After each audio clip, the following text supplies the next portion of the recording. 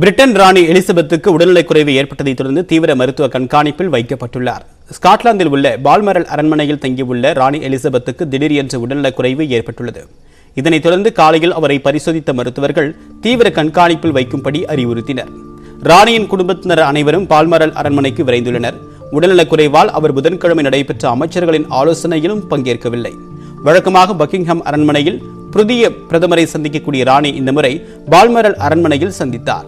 Britain பிரதமர் Liz dress வெளியிட்டிருக்கக்கூடிய அறிக்கையில் ராணிக்கு உடல்நிலை சரியில்லை என்ற தகவல் நாட்டு மக்களை துயரத்தில் ஆழ்த்தியிருப்பதாக தெரிவித்துள்ளார். அத்தப்பூ கோலம், பாரம்பரிய உடைகள், செண்டை மேள இசையுடன் உற்சாக நடனம் என்று பல்வேறு இடங்களில் ஓணம் பண்டிகை உற்சாகமாக கொண்டாடப்பட்டது.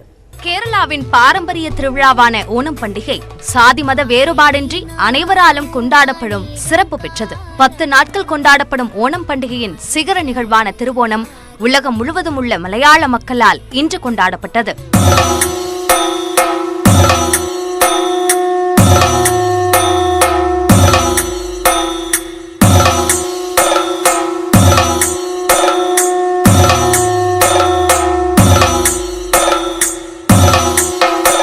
கேரள எல்லையை ஒட்டிய கன்னியாகுமரி மாவட்டத்தில் மீனச்சல், குழித்துறை, ஆற்றூர் உள்ளிட்ட இடங்களில் மலையாள மக்கள் திருவோணத்தை கொண்டாடினர். அப்போது கேரள கலாச்சாரத்தை பறைசாற்றும் வகையில் அத்தப்பூ போட்டியில் பெண்கள் உற்சாகமாக கலந்து கொண்டு தங்களது கலைத்திறனை வெளிப்படுத்தினர். அத்துடன் அவர்களின் மோகினி ஆட்டம் காண்போரை வியக்க வைத்தது. சேலத்தில் வசிக்கும் மலையாள மக்கள் தங்கள் வீடுகளில் அத்தப்பூ கோலமிட்டு ஓணம் பண்டிகையை உற்சாகமாக கொண்டாடினர். சங்கர் நகர் பகுதியில் உள்ள கேரள சமாஜ் கட்டிடத்தில் கேரள பெண்கள் பாரம்பரிய உடையணிந்து நடனமாடி மகிழ்ந்தனர்.